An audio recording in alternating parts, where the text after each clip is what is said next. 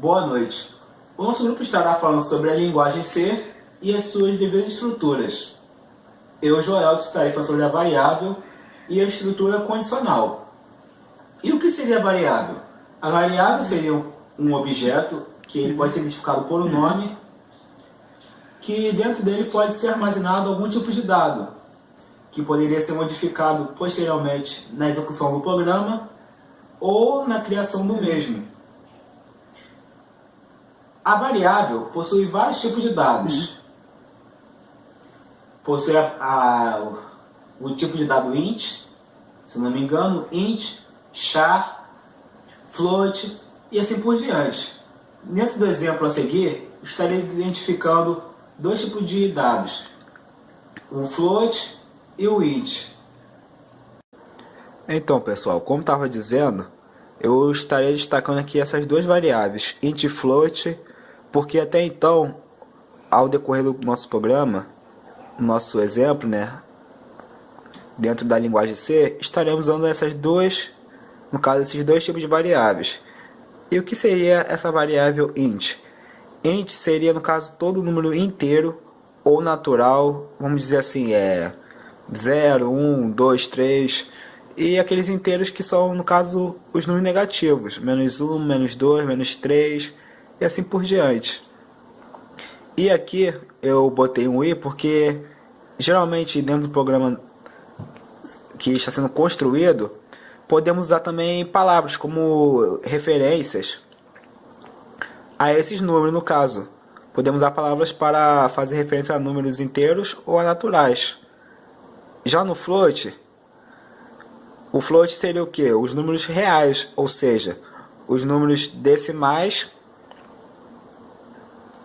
compreendidos com vírgula, ou seja, 3,5, 4,5, 7,3 e números fracionários.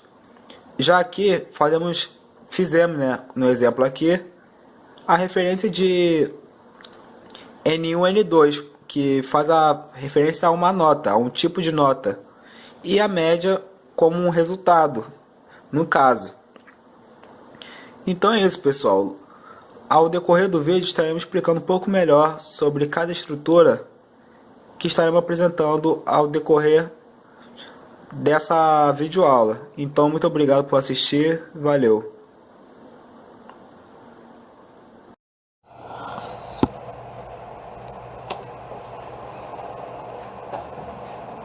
Boa tarde, pessoal. Meu nome é Bruno e eu vou falar um pouco sobre estrutura sequencial e estrutura de repetição na linguagem de programação C++. Vou começar falando de estrutura sequencial. A estrutura sequencial é composta por variáveis, dados de entrada, funções, dados de saída. Estrutura sequencial é aquela na qual uma ação ou instrução segue a outra em sequência. Podemos dizer também que a saída de uma é a entrada da seguinte e assim sucessivamente até o fim do nosso processo. Obviamente, ela obedece a uma ordem de processamento de dados. Como eu já falei, primeiramente você declara as variáveis, depois entra com os dados, ocorre o processamento de dados ou funções, ele faz as funções que você solicitou no caso, e retorna para a gente alguma coisa, que são os dados de saída. Vocês vão reparar, mais para frente, que estrutura sequencial está inclusa em todas as estruturas da programação. Ela tem que obedecer, todas as estruturas têm que obedecer essa sequência que eu já falei. Seja ela estrutura condicional, de repetição, tudo é ao mesmo tempo sequencial. Agora eu vou passar para vocês um exemplo de como seria uma estrutura sequencial em C++.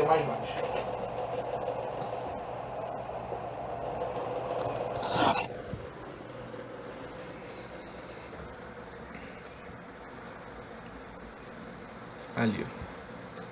Primeiramente, declaramos as variáveis, são reais, N1, N2, média. Pedimos para ele entrar com os dados, processamos esses dados, na média, que no caso vamos descobrir a média e dizer se o aluno está reprovado ou aprovado. No caso, aprovado ou reprovado é a saída de dados desse programa. Eu vou colocar o programa para rodar para vocês verem que está certinho. Digite uma nota. Vamos lá, o cara se estourou e tirou 5 na primeira. Aí veio na segunda arrebentando, tirou 9. Ah lá, o aluno está aprovado com a média 7. Estrutura sequencial é basicamente isso. Agora eu vou falar para vocês um pouco de estrutura de repetição. Estou eu aqui de novo para poder explicar a estrutura condicional. E o que seria essa estrutura condicional? A estrutura condicional são um bloco de instruções que servem para testar se aquela condição é verdadeira ou não. Dentro aqui do meu exemplo, estarei especificando 2 tipos de instruções que são usadas dentro da estrutura condicional: o if e o else. Então, pessoal, vemos aqui um exemplo de um programa que eu mesmo fiz para exemplificar aquilo que eu tinha dito anteriormente. No caso aqui, vamos desconsiderar as outras estruturas que estão aqui presentes e vamos focar apenas na estrutura condicional, onde está presente aquele if e else. Então vamos ver aqui o passo a passo, porque aqui nesse programa é um boletim escolar onde Jusbiliana queria saber se ela tinha passado no primeiro semestre em uma determinada matéria e também no segundo semestre de seu ano letivo dentro da faculdade. E aqui vemos, vou dar uma aproximação, que há 2 condições dentro desse programa para saber se sua média é maior que 7 ou menor que 7. Veremos aqui mais explicado que no caso está aqui if média maior ou igual a 7, ou seja, se média é igual ou maior a 7, então ela está aprovada. Se não, print f, você está reprovado. Então vamos ver aqui na execução do programa para ver como ficou esse exemplo.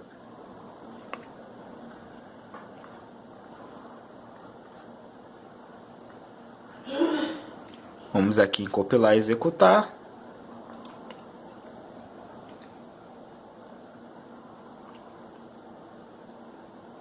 Vejamos aqui, boletim Jusbiliana 1. Digite uma nota. Vamos lá, 5. Digite uma outra, 8. Sua média é 6,5. Você está reprovado. Então, vemos que no boletim 1 de Jusbiliana, houve uma reprovação, porque tirou 5 na primeira nota e 8 na segunda. Vamos ver outro exemplo aqui dentro do programa. Boletim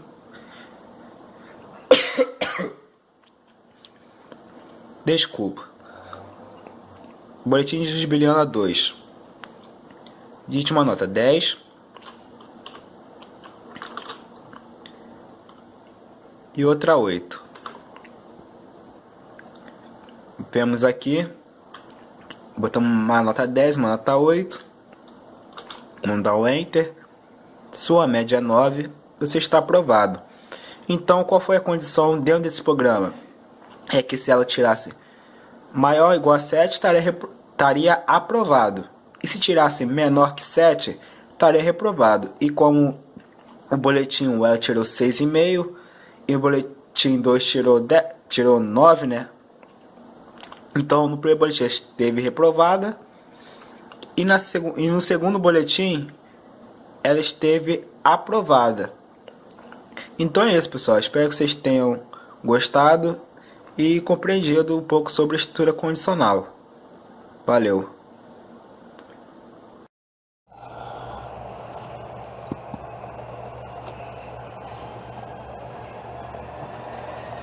Olá pessoal, e para terminar, eu vou falar sobre estruturas de repetição.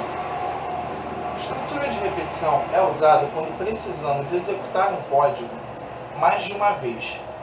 Podemos escrevê-lo apenas uma vez e pedir para repetir quantas vezes quisermos.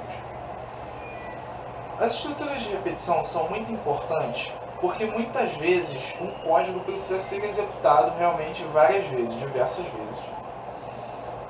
Eu vou falar hoje apenas do for. O for, como qualquer iteração, ela precisa de uma variável para controlar os loops. Em for, essa variável ela tem que ser inicializada, depois devemos indicar o critério de execução e, por último, indicar a forma de incremento ou decremento da variável. Então, são esses 3 critérios que precisamos no for. Vale ressaltar também que essas condições são separadas por ponto e vírgula. Agora eu vou mostrar para vocês um exemplo de como seria esse for na prática.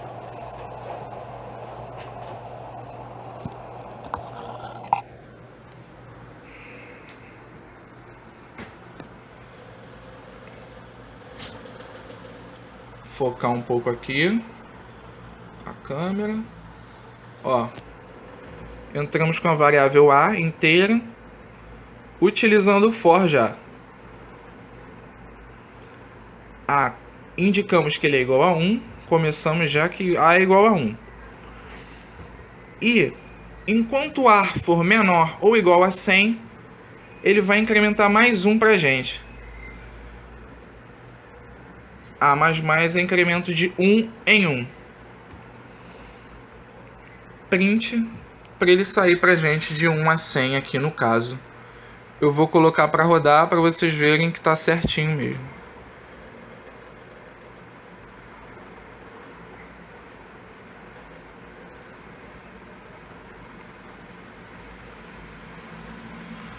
Olha lá, de 1 a 100.